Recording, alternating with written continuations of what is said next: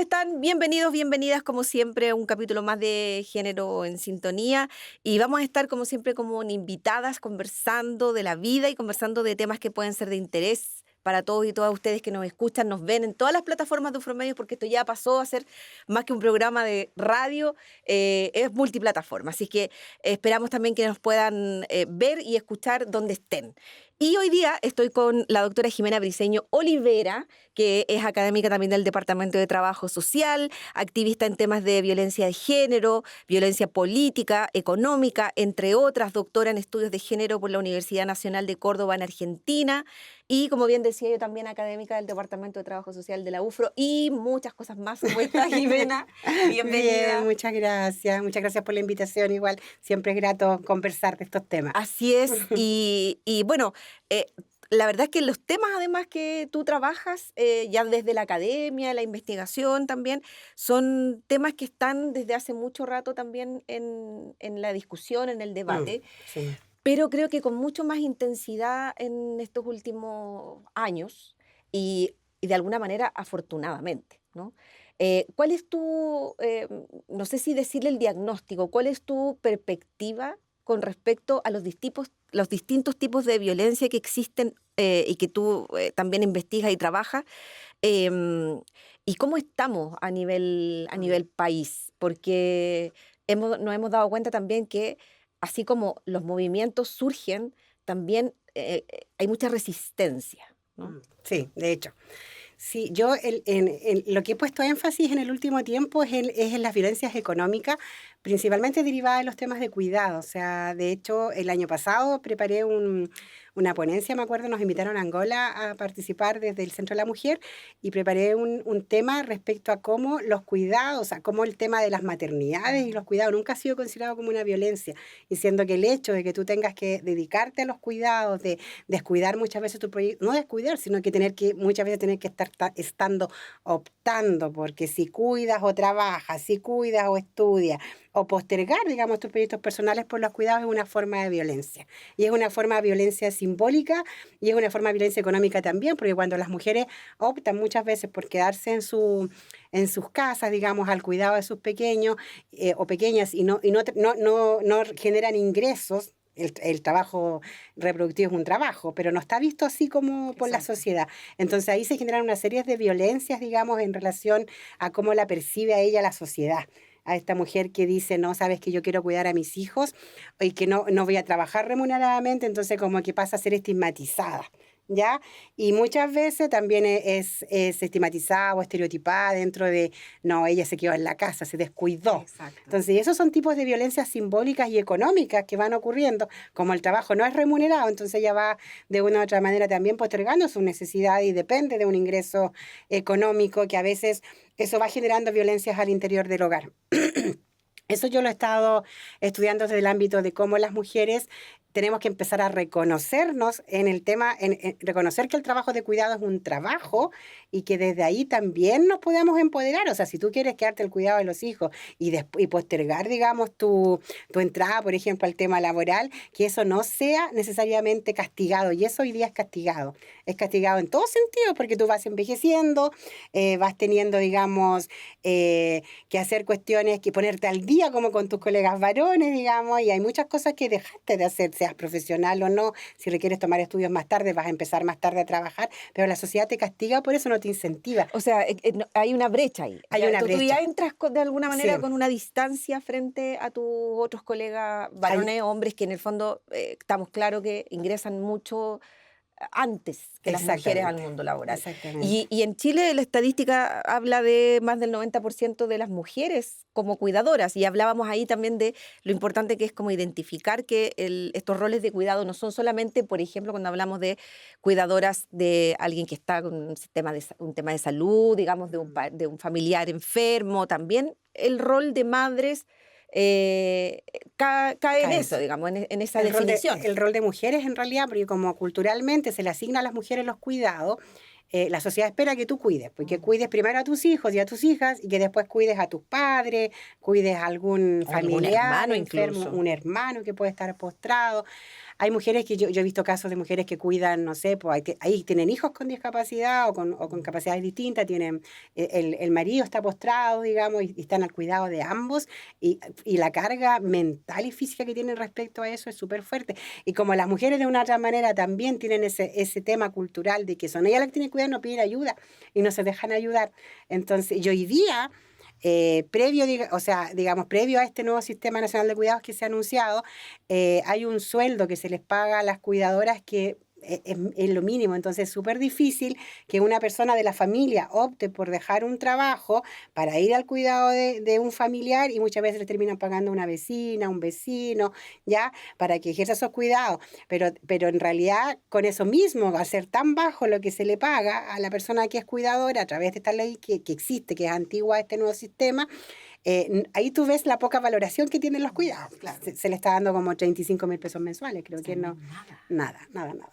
Y el Entonces, desgaste es muchísimo. O sea, desde lo que tú decías, desde este desgaste mental, emocional. Y además, ¿qué pasa cuando ese rol termina?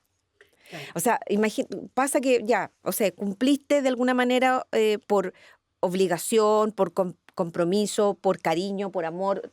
No estamos aquí para juzgar el por qué. Y termina ese rol. Mm. Y esa mujer, por ejemplo, hoy, después de eso quiere integrarse al mundo laboral. Muchas veces no, por eso digo que es como un tipo de violencia, porque esa mujer vive un castigo.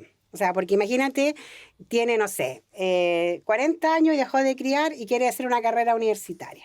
Hay muchas mujeres que entran a los 40 años a la universidad, o sea, no son muchas, es una estadística bastante bajita, pero en definitiva nosotras, por ejemplo, tenemos estudiantes que son madres y que han ingresado ya después, que cuando están criando con hijos más adultos, más grandes. De hecho, una vez tuvimos una que era como, que tenía a su hijo en la universidad, era como mamá michona, digamos, y ella igual, pero esas mujeres después tienen poca entrada al campo laboral. Entonces ahí hay un castigo que les pone la sociedad en términos de la edad en que ellas asumieron esta posibilidad, y no hay como una recompensa o como podríamos decir, un reconocimiento de todas estas cosas que hicieron, y abrirles también espacios laborales.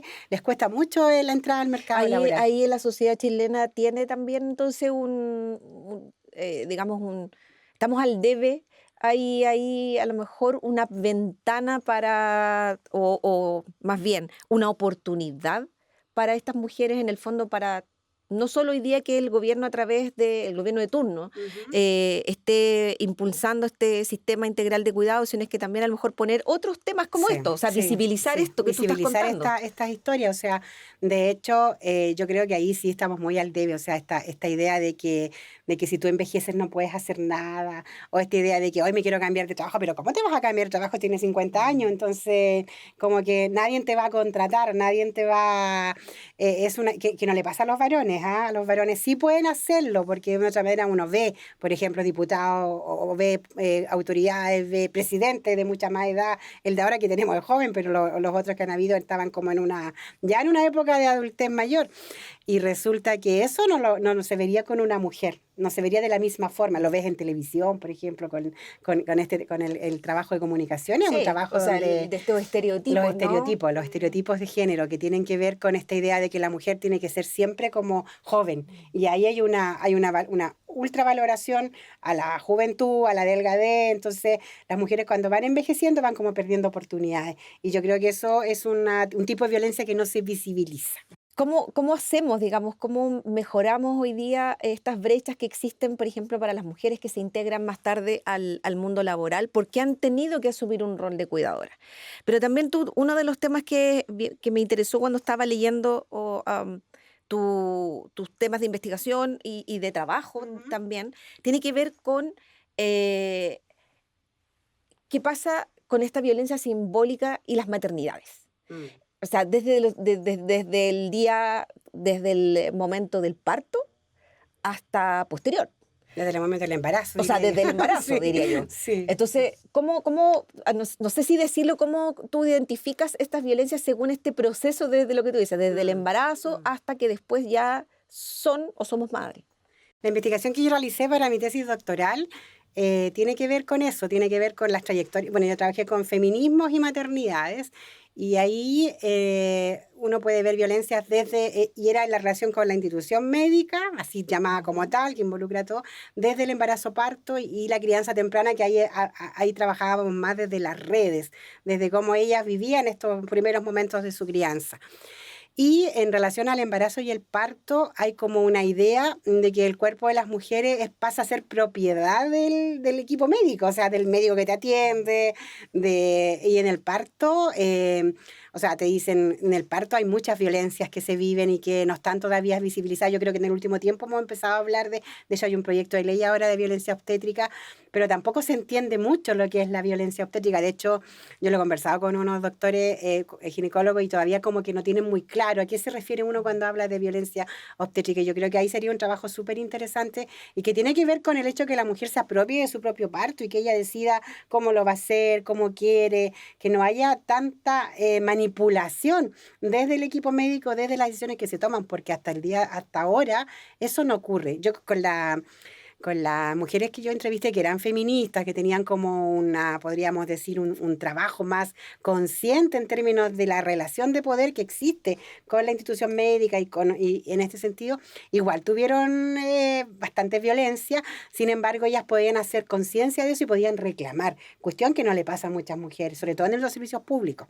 Ya, o sea, ahí el tema por ejemplo, hay ciertas maniobras que todavía se utilizan, como apretar el estómago, me acuerdo, tiene un nombre específico, pero no me acuerdo, o algunas guaguitas que le rompen la clavícula para que puedan pasar, que son violencias que ya no van más allá de la mamá, sino que también se van en contra de la bebé que están haciendo o del bebé que están Y haciendo. ahí se pudo diferenciar, por ejemplo, que si la violencia o este tipo de conducta era más recurrente según la edad, según el estrato socioeconómico de la mujer. Sí, de todas maneras. Aquí uno puede interseccionar clase, género, etnia En esta en región. este territorio, digamos. Hay mucho, las mujeres de menor estrato o estudiantes, por ejemplo, que van al hospital a tener bebés, todavía existen estos prejuicios de que le dicen ciertas cuestiones que tienen que ver con que para qué estás gritando, si te gustó hacerlo, como esas cosas que son súper violentas o que Muy no les violenta. explican, digamos, no les explican cómo va a ser el Exacto. proceso. Entonces viven una serie de manipulaciones con su cuerpo, les hacen tacto a cada rato, muchas veces pasan con equipos de estudiantes también, que eso está mucho más resguardado ahora, pero hay relatos muy crudos de algunos testimonios, digamos, de mujeres que vivieron muchas situaciones de no sentirse consultadas.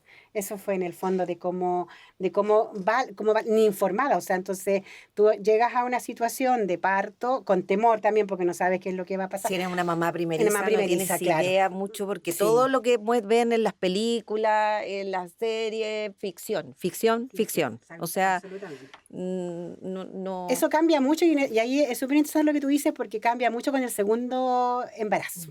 Con el segundo embarazo ya hay mayor empoderamiento.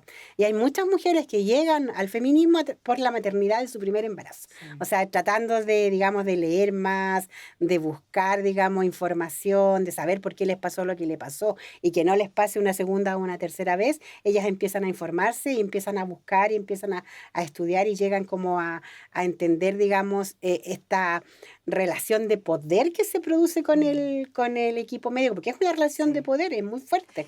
Yo creo que esa descripción que tú acabas de dar es clave, esta relación de poder que existe entre alguien que uno está en una situación además súper vulnerable, Mm. ¿no? Desde que, por ejemplo, cuando llegas al momento del parto, por ejemplo, y está desnuda en una camilla, que no tienes idea de lo que va a pasar, que todo para todo el resto del equipo médico es algo súper habitual, normal, entre que el doctor canta, la enfermera conversa con la otra colega de lo que pasó el día anterior y uno está ahí como sin entender mucho, ¿no? Y ahí yo creo que lo que tú planteabas también de que no necesariamente uno tiene que tener a lo mejor tanta expertise o tanta vínculo con estos temas o a veces para poder identificar esta violencia obstétrica. Absolutamente. O sea, no necesariamente. O sea, hay mujeres que a lo mejor hemos estado en situaciones, no sé, como alguien podría pensar, no, es que solo quienes a lo mejor han pasado por la universidad, que tienen un título, que han leído de estos temas, pueden saber.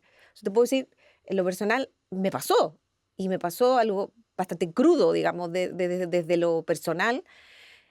Y fíjate que no lo identifiqué como tal, como un nombre, así tal cual el concepto, hasta hace un par de años. Sí. Y me pasó con mi primera hija.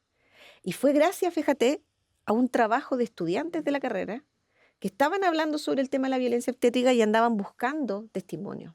Y les había costado un montón. Y cuando empezamos a hablar, estoy saliendo, digamos, un poco de la pauta, pero cuando empezamos a hablar, mis estudiantes, las estudiantes eran 3 mujeres, como que de repente hice un clic, fíjate. Había visto una entrevista de una persona bien conocida que había hablado su experiencia, digamos, con su segundo hijo y cómo le habían dado un diagnóstico y fue como clic. Yo dije, a mí me pasó lo mismo. Y cuando las estudiantes me empiezan a hablar sobre el concepto de que esto también era parte de la violencia obstétrica, que uno, imagínate, uno escribiendo, yo soy periodista, leyendo, haciendo reportajes, de repente estos temas, tenía el concepto de la violencia obstétrica muy literal. Hasta que identifiqué que había sido lo mismo muchos años después. O sea, mi hija hoy día tiene 13 años. Entonces, estos son temas que a lo mejor muchas veces, y así esperamos también con estos espacios, que se pueda dar una conversación, que a lo mejor muchas mujeres puedan decir, oye, a mí también me pasó algo así, claro, y no lo había visto de esta manera. Te sirve para sanar también, para sanar ese Exacto. proceso. O sea, increíble, pero sabes que yo le dije, chiquilla, yo al hacer este clic, digamos, lo conversé con mi marido y le dije, ¿sabes qué? Yo me gustaría que hablar de esto con las estudiantes y que les sirva además para su proceso del trabajo que estaban haciendo. Y cuando hicieron la entrevista, además que yo siempre les dije, chiquillas, me siento tan orgullosa porque fueron tan respetuosas. Te prometo que también se me cayeron mis lágrimas, porque recordé todo ese proceso y me di cuenta que era algo que tampoco estaba 100% sanado. Porque además uno llega en un momento de la vida, o sea, tú esperas a tu primer hijo, tu primera hija, que todo sea muy lindo en esto tan ideal, ¿no? Y de repente algo pasa y te encuentras con estas realidades o estas personas que no tienen ni un tino, que en el fondo te violentan, siendo tú muy vulnerable en un proceso donde tú quieras recordar puras cosas maravillosas, y el único recuerdo que te queda es de algo muy dramático, digamos, muy traumático. Esa es la palabra. Yo creo que ahí lo importante en nuestro rol de universidad también como formadores de profesionales de la salud, yo creo que es súper importante entender entender que el cuerpo de la mujer es su cuerpo y que en el fondo ella puede tomar decisiones y puede también ser informada, ser, digamos, consultada. Yo creo que eso es una cuestión en la cual todavía falta por trabajar. Yo sé que se han puesto empeños, digamos, en eso, pero hay que trabajarlo en la investigación, trabajarlo en el currículum, trabajarlo en la formación, porque de hecho, mira, hay un simple gesto que uno hace cuando ve a una mujer embarazada y que la hacen, que es tocar la guata, y esa es una intromisión, es una invasión enormemente en el cuerpo de la otra persona, y uno como que lo ve natural, uno ve a la mujer embarazada y llegas ahí y le toca. Yo pido permiso, de hecho tengo a mi hija que está esperando su tercera hija, niñita, mi nueva nieta, mi nueva nieta, y yo le pido permiso a ella, a mi hija, para tocarle su cuerpecito y para escuchar los pataleos de la guaguita y todo. Pero esa es una cuestión que la gente que las personas no logran porque está invisibilizado. ¿Será como una cuestión cultural, como que sentimos que las mujeres embarazadas son propiedad de todos? Y sí, y a la vez como que fuera algo tan frágil, enfermo, como alguien claro, que tú te sientes como en propiedad de, no O sea, sé. todavía decimos cuándo se va a mejorar la señora. Claro. Entonces, como, claro, esa cuestión cultural del mejorarse, el del ver el parto como enfermo, hace que uno que nuestra cultura, porque yo en la tesis también trabajé con algunas mujeres que habían tenido partos en otros países, y es distinto. Y en nuestra cultura todavía está esta idea de, por ejemplo, paren en clínicas o en hospitales donde están en contacto con enfermedades, con un montón de cuestiones, siendo que podrían tener clínicas de maternidad, de solo maternidad, que sería una cuestión muy distinta. Entonces, no hay también una mirada o sea, lo que hacemos nosotros es medicalizar todo el tema de embarazo y parto, siendo que eso es parte de la vida. Las mujeres antes parían así como, claro, efectivamente había más mortandad, uno tiene que también reconocer esos avances, pero eso no significa que tú te apropies del cuerpo de las mujeres embarazadas o parturientas, digamos. Y ya nos están quedando, me dicen 5 minutos y la conversa Ok. está tan buena. Pero también me interesa saber un trabajo que estaba leyendo acá que tiene que ver con el vínculo de las comunidades frente a estos temas. ¿Cómo poder trabajar en comunidad para prevenir, proteger, informar, educar? Sí, sabes que nosotros estamos trabajando a través de un convenio que tenemos con la Dirección de Seguridad y uno pensará, ¿por qué seguridad? Porque la violencia es un problema también público, ya no es solo un problema personal. Entonces, de hecho, el Departamento de Igualdad de Género en la municipalidad está dentro de seguridad. Entonces, desde esa mirada, digamos, estamos haciendo un trabajo con los gestores territoriales de la municipalidad, con funcionarios, estamos capacitando en estos momentos a 40 funcionarios de la municipalidad en temas de resolución de conflictos en territorio desde una perspectiva de género, donde estamos viendo cómo desde el colectivo es el que tiene que empezar a identificar estos tipos de violencia y a prevenirlo y prestar los primeros auxilios también. O sea, las personas que vivimos en comunidades, que vivimos en territorio, que tú tienes vecinos, empezar a conocer tus vecinos, empezar también a descubrir cuáles son sus necesidades, quiénes son tus vecinos, son hombres, son mujeres, qué necesidades tienen, son adultos mayores o no. O sea, empezar a trabajar un sistema de redes a nivel colectivo que te apoye en la prevención de la violencia, porque es ahí donde las personas vivimos, donde estamos gran parte, aparte de los trabajos, digamos, estamos gran parte también de nuestra vida.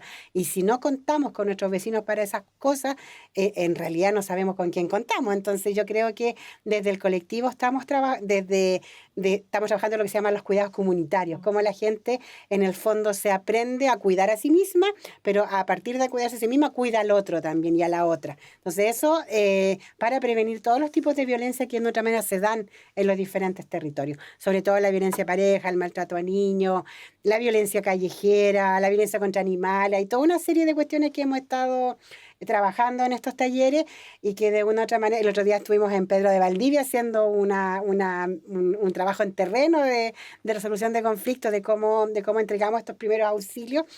Y fue súper interesante, digamos, la reacción de de las ¿Ya? vecinas que estaban ahí, cómo lo trabajamos y todo. Entonces, y ellas tienen mucha como sed de conocer más, de trabajar más estos temas, que en realidad uno los pasa por alto y que tiene que ver con esta idea de comunidad que nos ha costado tanto reencontrarnos en este concepto de lo comunitario y que ahí es donde se hace democracia O realmente. sea, finalmente la gente sí quiere La gente y quiere, quiere sí, confiar. sí, Yo creo que eso es como también porque cuando tú decides trabajar en red o en comunidad, siento yo que hay un gesto también de confiar en el de al lado, sí, ¿no? sí. Porque te abres más allá de tu círculo, de tu casa, de tu burbuja, digamos, de alguna manera, de donde estás protegido o protegida. Y hay una señal, un símbolo de confiar en un otro. Yo creo que lo que tú dices es como bien esperanzador, Sí, en el fondo de decir si la gente sí quiere saber, quiere trabajar en comunidad. Y nosotros también tenemos a lo mejor ahí, bien como decías tú también, las universidades, en este vínculo con los territorios, de entregar herramientas. absolutamente. Yo creo que esa es una responsabilidad de lo que es la vinculación con el medio, pero tremenda que tenemos como universidad de entregar herramientas. Doctora Jimena Viceño Olivera, la verdad es que ha sido muy entretenido, rico y además en lo personal también gratificante, creo, conversar de estos temas y esperamos que para todas las mujeres, hombres, familias, porque la idea del género en sintonía es llegar a la mayor cantidad de personas que quieran también escuchar estas temáticas que todos los jueves y cada semana estamos subiendo a las plataformas de Unfromedios, porque los cambios, las transformaciones no se hacen solo entre nosotras o con quienes de alguna manera creemos en el feminismo, sino es que también en quienes a lo mejor están un poquitito, Ujú. no están tan convencidos, tan Sí, convencidas. sí. Pero lo importante es que yo creo que siempre tratamos de decir, el feminismo no es más que querer Igualdad. igualdad, no Y es más acciones de que equidad, eso, eso. exacto, acciones de equidad, Sí, no hay otra cosa, aquí no hay un tema de lucha de sexos ni nada por el estilo. absolutamente. Muchísimas gracias por Gracias a haber ti. estado con nosotros y con nosotras y nosotros nos despedimos y nos vemos en un próximo capítulo. Que estén muy bien. Chao, chao.